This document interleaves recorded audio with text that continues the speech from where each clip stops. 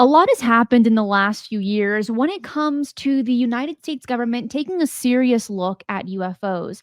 And according to Anna Paulina Luna, we should be getting yet another UFO witness hearing in September or October.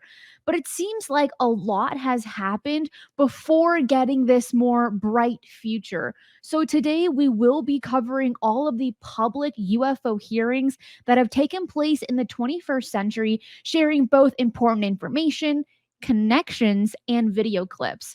You could say that the United States government has been attempting to unravel this mystery that has a pretty extensive history. Let's get straight into it. The first one we need to look at is the one that took place May 17th of 2022, being the AOIMSG, which was an open subcommittee hearing on UAP. This was the first one that took place in 50 years, and it was run by two people, a part of the AOIMSG, being Scott Bray, who was the then Deputy Director of Naval Intelligence, and Ronald Moultrie, who was the Undersecretary of Defense for Intelligence and Security. He's going to be very important, so remember that name, remember what he used to do, write it down because we're going to get back to it. And so, looking at Scott Bray first, he was chosen to be a part of the Airborne Object Identification and Management Synchronization Group, also known as the AOIMSG, back in 2022 due to his extensive experience and expertise in intelligence collection and analysis. And then, as of December of 2023, Scott Bray is no longer serving as the Deputy Director of Naval Intelligence, and instead he's taken a new role as the Assistant Secretary General for the Intelligence and Security at NATO.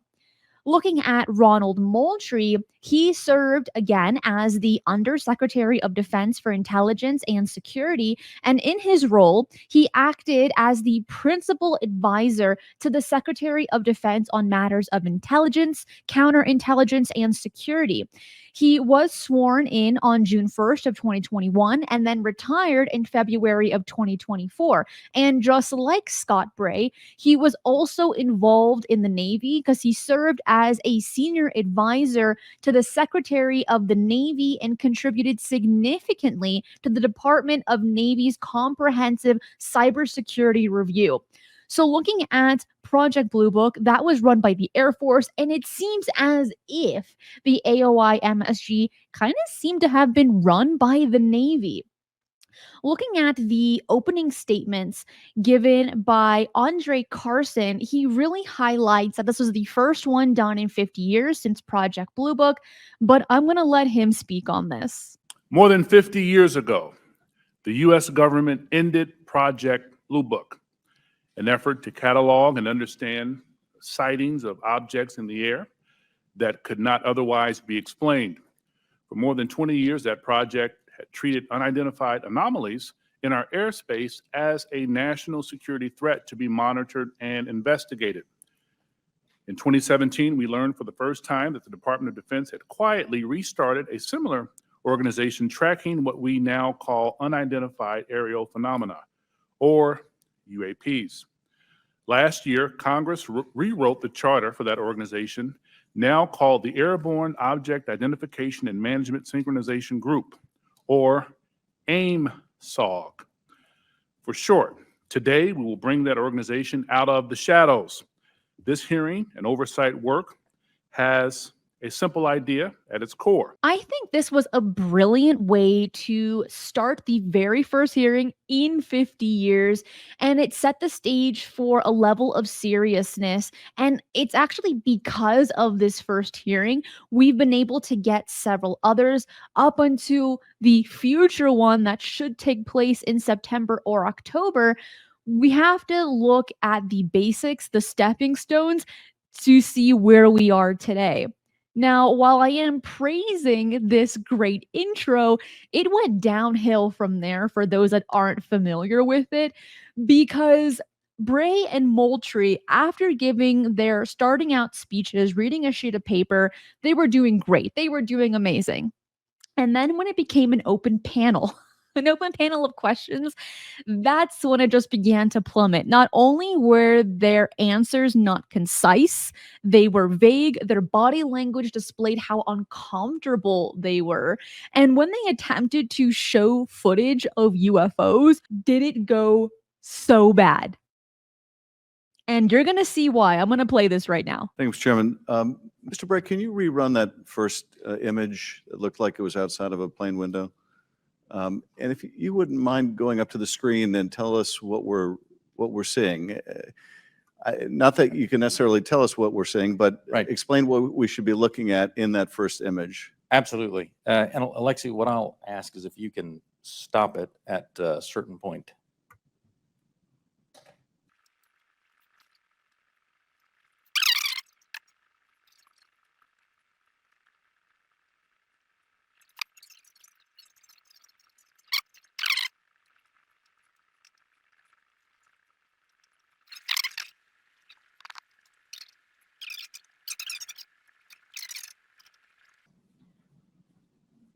Okay. So as you can see, it's difficult, and I think the part of the issue here is the laptop we're working with is not as easy for stopping that video in the right spot. We'll describe what we have seen in that. What are we observing? What you see here is aircraft that is operating in a U.S. Navy training range that has observed spherical objects in that area, and as they fly by it, they take a video. You see it looks reflective in this video, somewhat reflective, and it quickly passes by the cockpit of the aircraft. And is this one of the phenomena that we can't explain?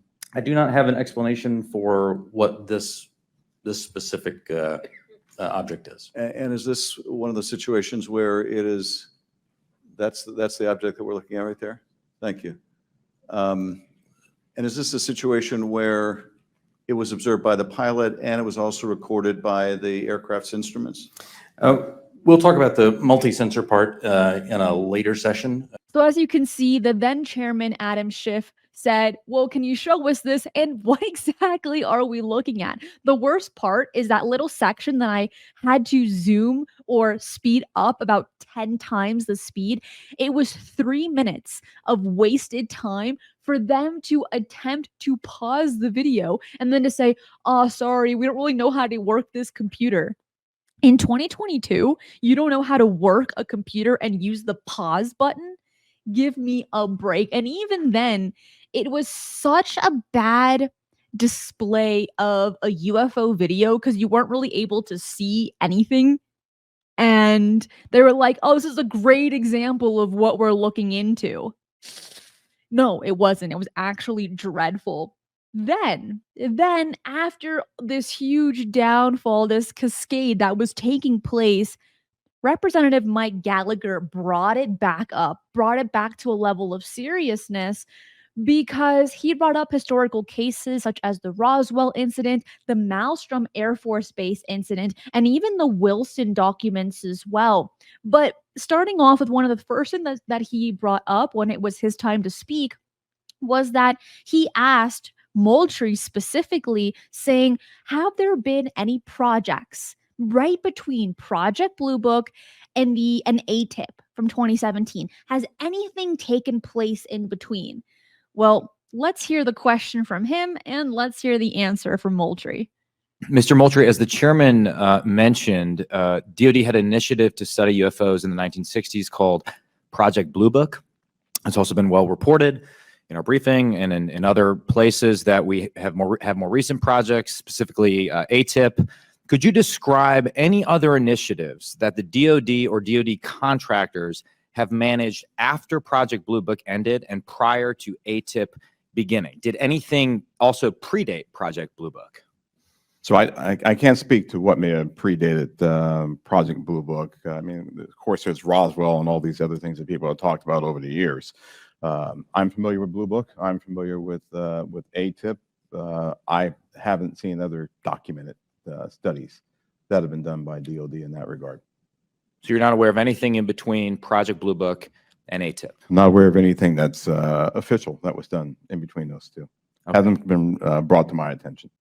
Of course, this is incredibly disappointing. Why? Well, now the public knows with the latest AARO report, there have been a lot of studies on UFOs prior to Project Blue Book and all the way to AARO. So we have 50 years of a lot of funding taking place for projects and groups to research UFOs, and yet all providing the exact same information of there is nothing to see here. And we were able to witness that in this hearing as well. But then Gallagher says, you know what? I'm not liking that answer. I'm going to ask yet another question. And then he brings up the Malmstrom Air Force Base incident. This is so good. You have to listen to this one. It's also been reported that there have been UAP observed and interacting with and flying over sensitive military facilities, particularly, and not just ranges, but some facilities housing our strategic nuclear forces. One such incident allegedly occurred at Malmstrom Air Force Base, in which 10 of our nuclear ICBMs were rendered inoperable. At the same time, a glowing red orb was observed overhead. I'm not commenting on the accuracy of this. I'm simply asking you whether you're aware of it and whether you have any comment on the accuracy of that report. Let me pass that to Mr. Bray. If you've been looking at UAPs over the last 3 years. That data is not within the holdings of the UAP task force. Okay, but are you aware of the report, or that the data exists somewhere? I have heard stories. I have not seen the official data on that. So you've just seen informal stories, no official assessment that you've done or exists within DoD that you're aware of regarding the Malmstrom incident? All I can speak to is, what's within my cognizance, the UAP task force, and we have not looked at that incident. Well, I would say, it's a pretty high-profile incident. I don't claim to be an expert on this, but that's out there in the ether. You're the guys investigating it. I mean, who else is doing it? If something was officially brought to our attention, we would look at it. There are many things that are out there in the ether that aren't officially brought to our attention. So how would it have to be officially brought to your attention? I'm bringing it to your attention. Sure. So, this is pretty official. Sure.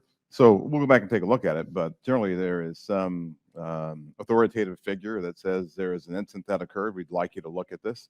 But in terms of just tracking what may be in the media that says that something occurred at this time, at this place, there are probably a lot of leads that we would have to follow up on. I don't think we have resource to do that right now.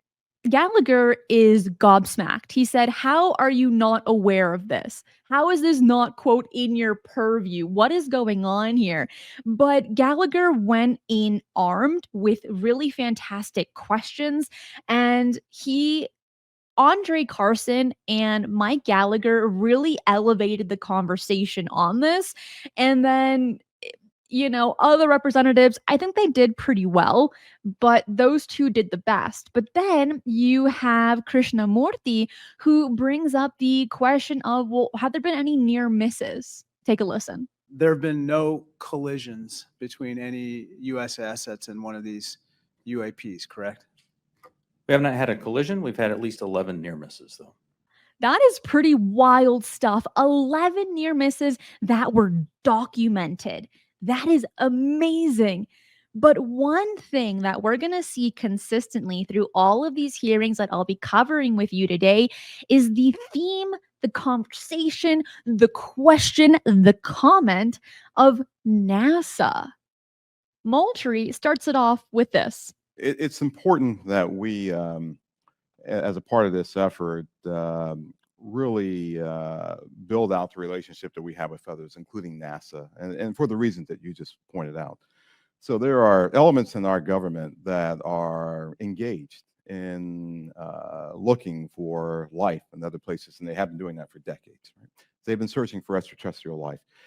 There are astrobiologists who have been doing this too. We're a part of that same government, and so our goal is not to potentially cover up something if we were to find something. It's to understand what may be out there, examine what it may mean for us, if there are any, from a defense perspective, any national security implications or ramifications, but then to work with organizations as appropriate, if it's a weather phenomenology with NOAA, if it's a potential for extraterrestrial life or an indication of extraterrestrial life, Why is NASA being brought up? Well, because they are they're the explorers of space. They're saying we're going to tell you everything we know about space, and if we ever get into contact with extraterrestrials, we'll let you know. We've been told this for, I would say, a good amount of years, decades at this point. And with all of these hearings, NASA's going to keep coming up. And when we're looking at the AARO funding hearing that took place April 19th of 2023, obviously NASA was brought up. So let's start off with that one. How the independent study being done by NASA complements AARO's work. Sure. And so as AARO is developing and implementing its science plan, it has to do so grounded in a solid foundation of scientific theory across the entire range of hypotheses that have been presented for what UAP are. That range spans adversary breakthrough technology on one hand, known objects and phenomena in the middle, all the way to the extreme theories of extraterrestrials. All of that has physics-based signatures associated with it, whether it's theoretical from the academic community, known from things like hypersonic weapons, or adversary breakthrough technologies, as we've talked about before, or the known objects that we have to go measure. The idea is across that entire range, you have to come up with peer-reviewed scientific basis for all of it. Now that's out of the way, remember I told you to remember Ronald Moultrie and to remember his background? Because that is who Dr. Sean Kirkpatrick had to report all of his information to. That was Kirkpatrick's superior. And this is something that I find very shocking because if you're going to kick out Brian Moultrie, change the entire name from the AOIMSG to AARO, then why is Kirkpatrick reporting to the exact same people? For what purpose? Do you see the flaw in this? I find it very odd. And Moultrie didn't retire until 2024, so he was able to see all of Kirkpatrick's research, information, and data collected. And I can assume here that he also, being the superior to Kirkpatrick and to AARO, it seems like, he gave the clear to release that March report of all of the previous UFO offices, some that we knew about and some that the public didn't know about. That is odd because just 2 years prior, they're like, oh, we don't know anything about any projects between Project Blue Book and ATIP. Paperwork and time tells us otherwise. Now, as for the report that Kirkpatrick gave to Kristen Gillibrand, it's honestly, don't watch it. It's a waste of your time. It's just a report on how great he is and how much work he's done. And to all of his graphs or just show that, oh, here's all the stuff that we are able to explain away. We have a very small team and we need more funding in order to get better data. That's some of the biggest takeaways on that. And I'm saving you time there. However, there are a few things that need to be very much highlighted, preferably with a yellow highlighter, because near the beginning of this, he mentions that he wants to make his reports an SEP. What does that stand for? Someone else's problem. Take a listen to this. When previously unknown objects are successfully identified, it is AARO's role to quickly and efficiently hand off such readily explainable objects to the intelligence, law enforcement, or operational safety communities for further analysis and appropriate action. In other words, AARO's mission is to turn UAP into SEP, somebody else's problem. That one does not sit well with me, and I'm gonna guess it doesn't sit well with you either. Why would you say that, right? Of course, I can attempt to understand the logic that once it becomes something identifiable, they can give it to the proper branch to proceed with the investigation or the research. I can get that. But when your goal is to make every single UFO an SCP, someone else's problem, even when you can't explain it, that's where it's not sitting well with me. And for him to address that publicly, I'm like, oh my goodness, not the best move to make. And he didn't have the best public appearance. The majority of people didn't like him. They didn't like how he held himself, how he handled his interviews, especially when he kept contradicting himself from previous interviews or conversations that he had that were made public, right? You know, he maybe he wasn't the best candidate for AARO. And now that he has resigned, we don't really know much about AARO since then, in the sense of there hasn't been a permanent chief right now. For the time being, it's Timothy Phillips. But aside from that, we're not really given any information, any future reports, no updates whatsoever. And what's even more shocking is that when this hearing took place, they didn't have an AARO website. People weren't even able to report their UFO sightings to AARO because they didn't have a website. And Kristen Gillibrand was pretty concerned about this. Have you submitted a public-facing website product for approval to your superiors, and how long has it been under review? I have. We submitted the first version of that before Christmas. And do you have an estimate from them when they will respond or when you'll have feedback on that? No, I don't. Okay. In all honesty, it's very pathetic to where you submitted your website over Christmas in 2022, right?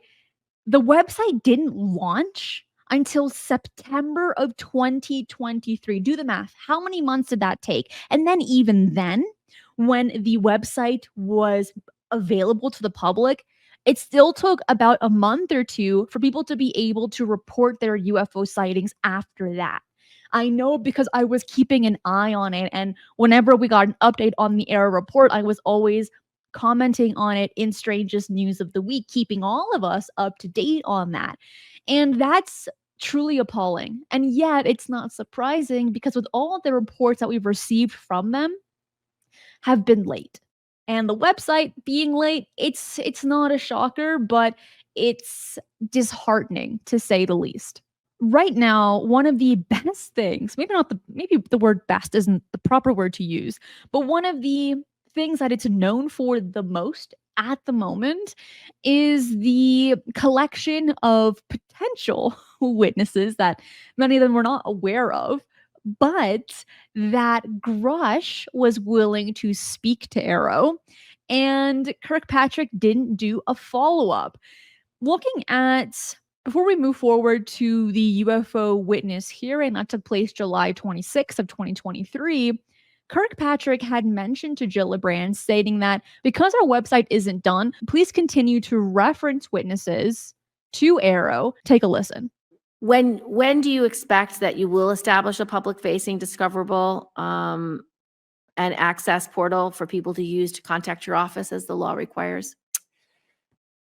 So I would like to very much for referring the witnesses that you have thus far to us. I appreciate that. We've brought in nearly 24 so far. It's been very helpful. I'd ask that you continue to do that until we have an approved plan. Mhm. We have a multi-phased approach for doing that we've been socializing and have submitted for approval sometime. Mhm. Once that happens, then we should be able to push all that out and get this a little more automated. Great. What I would ask, though, is as you all continue to refer to us and refer witnesses to us, I'd appreciate if you do that. Please try to prioritize the ones that you want to do, because we do have a small research staff dealing with that.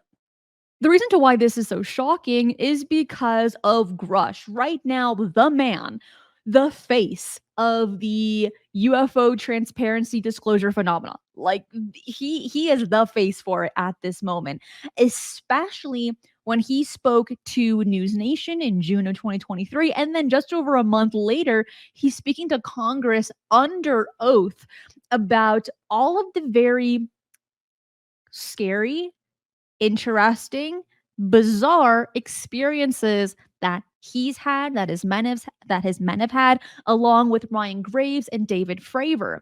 And Anna Paulina Luna asks the question of, well, what about AARO? Did you go to AARO? Did they do a follow-up? And if they didn't, why not? And you know what? It's best if you hear her ask the question and getting the response from Grush. Okay, on the 19th of April, Dr. Kirkpatrick, head of AARO, had said that he did not find any evidence of UAPs. You also stated that you had, in your interview, that you had briefed him on information that you were uncovering, but that he did not follow up with you. Were the items that you divulged to him pertinent to national security? Yes, him and I had a classified conversation in April 2022 before he took over AARO in July 2022, and I provided him some concerns I had. Do you know why he might not have followed up with you? Unfortunately, I cannot read his mind. I wish he did. I was happy to give sage counsel to him on where to look when he took the helm of AARO. Looking at that particular UFO witness hearing, that is definitely one that I recommend you watch or re-watch before the next hearing takes place in September, October. Why? Because it was the most thought-provoking, condensed, informative hearing we have ever heard pertaining to the UFO phenomenon and UFO disclosure. We have not come across anything in the last few years where Congress is concerned, where they have taken a serious look at this, where you have every single representative asking tough questions, from Burchett to Gates to Mace to Luna, and that list goes on and on. It was truly remarkable.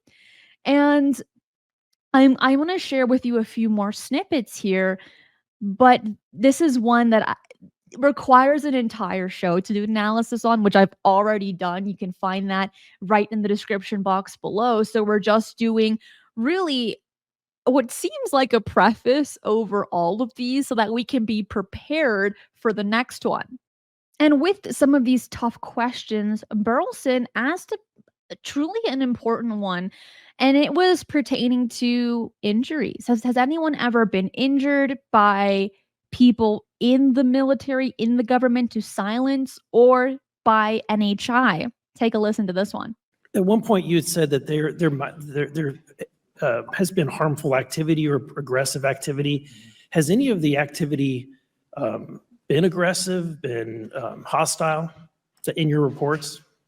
I know of multiple colleagues of mine that got physically injured, and the activity.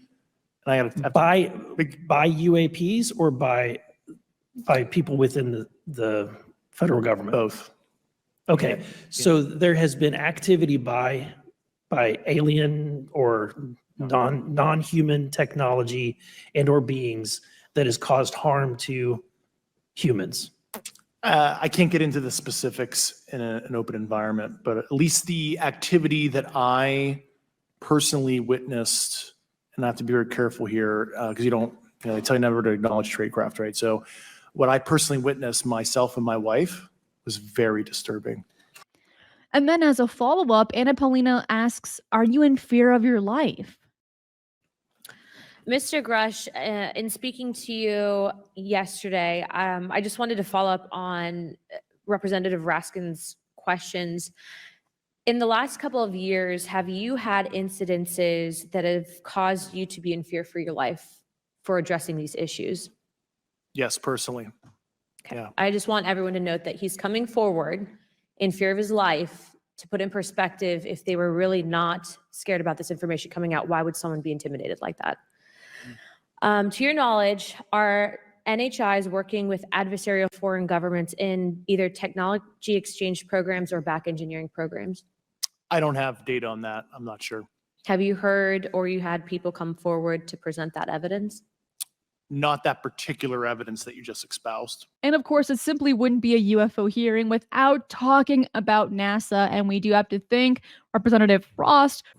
Thank you, Mr. Chairman. In 2022, NASA announced that it was commissioning an independent study team to examine UAPs. The NASA team is comprised of scientists across different fields, as well as former astronauts and pilots.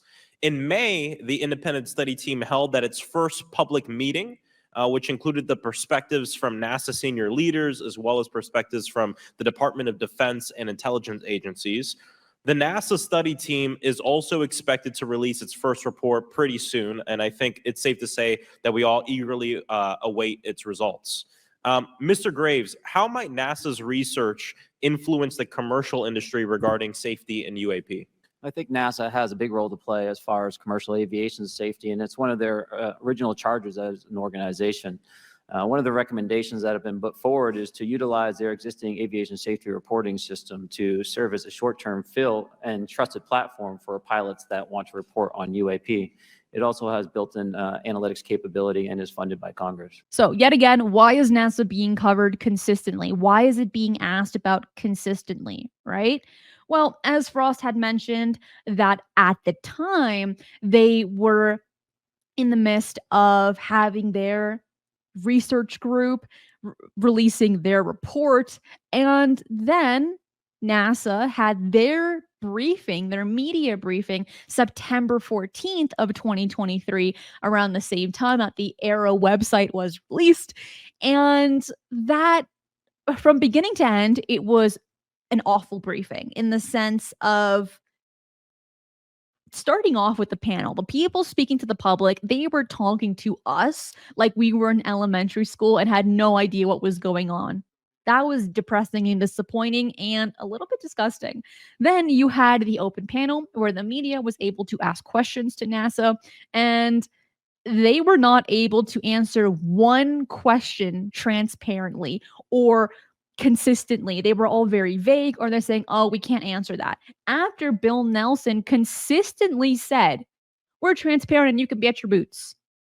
Where is the transparency, Bill? NASA, come on, guys, get it together. Well, all of that buildup from 2022 into 2023, all that buildup about NASA comes in, gives their briefing, and it was that was a nothing burger completely. Would I recommend you watching that one? No. Do I recommend you watching the UFO Witness Hearing? Yes, absolutely. Something that happened rather recently, however, was when Congress had a hearing with the Department of Energy, May 23rd, 2024. This particular hearing went under a lot of people's radars. I wasn't able to catch it until an article was written several weeks after the incident. But the reason to why UFOs were brought up was because of Miss Representative Anna Paulina Luna. Because when we are looking at the Department of Energy, we're also looking at nuclear facilities. And what do we know about nuclear facilities and UFOs? I feel like Anna Paulina Luna gives this subject justice. Secretary Granholm, earlier when Representative Burchett asked you about some UAP stuff, you said that the DoD essentially had denied any existence of that, and you referred to them as drones, correct? It's my understanding that the Department of Defense has looked at this and issued a report about it. I have a lot of questions, so just quick and concise if possible. There have been persistent claims and reports, including those from credible whistleblowers to this committee, suggesting that the U.S. government, potentially including the Department of Energy, has been involved in reverse engineering technologies recovered from UAP. For example, the Pentagon's proposed Kona Blue program aimed at reverse engineering such technologies, although it was ultimately not established. Can you clarify whether the Department of Energy has been involved in any such efforts, or, either historically or currently, to analyze reverse engineering materials from related to UAPs? I have no knowledge of that. Okay, there are several reports indicated frequent drone incursions over DOE nuclear facilities, including an incident on April 1st, 2021 at Lawrence Livermore National Laboratory, also known as LLNL. Can you detail the DOE's current security measures to prevent unauthorized drone activities or UAPs, and what steps are being taken to enhance these measures of frequencies of incidences? Yeah, we have a whole counter drone effort to make sure that all of our national security sites and our labs are protected from incursions from drones, I'll just say, that are not authorized. So there's a whole series of protocols, probably not ripe for discussion in this public setting. Correct. So I reviewed some unclassified materials from around the 40s and 50s, and so they weren't just being reported as drones back then, and I encourage you to look over those materials because I think that you guys should be upgrading that program to cover down on UAPs. There have been documented sightings of metallic spheres over DOE facilities, if you want to call them drones in this instance, such as one report on April 30th, 2019 over LLNL. What investigations have been conducted in regards to these sightings, and what conclusions do you guys have about the nature and origins of these objects? I'm happy to follow up with you on that. Okay, we'll be submitting also too for public record some questions after this, if you could please answer those. Considering the DOE's involvement in nuclear and sensitive research facilities, how does the DOE coordinate with agencies like the Department of Defense and AARO to investigate UAP sightings? We obviously are teamed with the Department of Defense because of our national security and nuclear mission. Are you able to cite any specific investigations or shared data analysis efforts? I don't have information on that. Okay. As of right now, again, we'll be submitting some questions for you after this, but I hope that you guys can answer those in a timely fashion. And again, for those that might be tuning into this, I would encourage you to look at some of those unclassified materials, and we'll be happy to provide your office with that. I'll just follow up by one other question, I guess, to close it out. Does the DOE currently work with JSOC in order to handle security measures? We work with all of the security entities around the federal government. We're part of an overall all-of-government effort on both cyber as well as national security. Do you guys work with JSOC? Yes or no? Yes, we do. Okay. All right. Thank you very much, ma'am. It's very exciting to see all these representatives showing an interest in the topic of UFOs, UAP, what's really going on. One thing that we've seen consistently from the AOIMSG all the way to the Department of Energy hearings and all the ones in between, it's not only showing an interest of the protocols that should take place when a UFO is seen, but also looking at it as a threat. And we're going to get to that in just a moment, but also the money and the funding. Like, where is the money going for this research on UFOs and UAP, right? Like, that's one of the biggest focuses that Tim Burchett and Anna Paulina Luna have when they are pushing for this UFO transparency / disclosure is, where is the money going? Now, as for the threat narrative, I know some are rolling their eyes, are like, Cristina, how could you bring this up? But hear me out.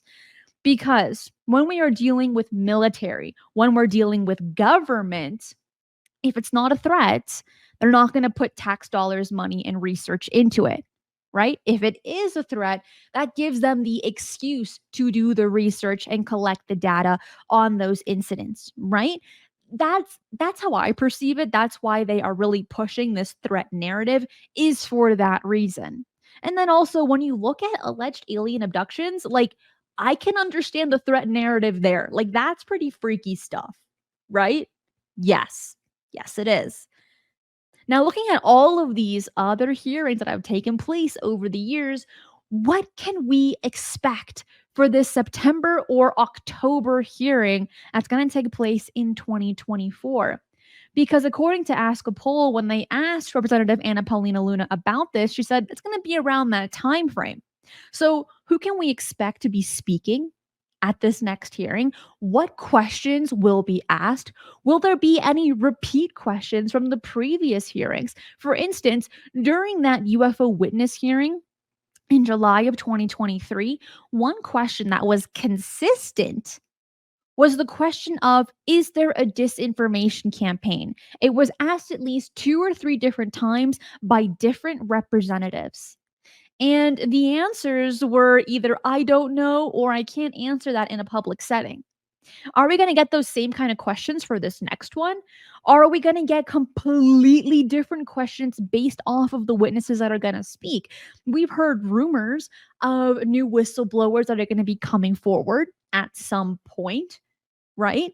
Are we going to hear some old whistleblowers that we haven't heard speak under oath right in front of Congress? Who do you want to see? What questions do you want to have them ask? And What are your expectations for the next one? Let me know in the comments. Let me know in the live chat as well, because I truly like to hear where your mind stands on this one, where your expectations are here. And hopefully these representatives that are going to be asking these hopefully tough questions will be made aware of the questions that you have. With that being said, I think that is it for today's show. Please make sure to like and subscribe if you haven't already, and make sure to hit that notification bell so you do not miss any of the shows that take place right here, because on Friday is going to be strangest news of the week. Before you head out, take a look at my social media links. They're all in the description box below. And I do make music. It's space ambient music. You can find it under Cosmic Portals, and that will help you relax, fall asleep, or use your imagination to wander the universe. Be safe, and remember, keep your eyes on the skies.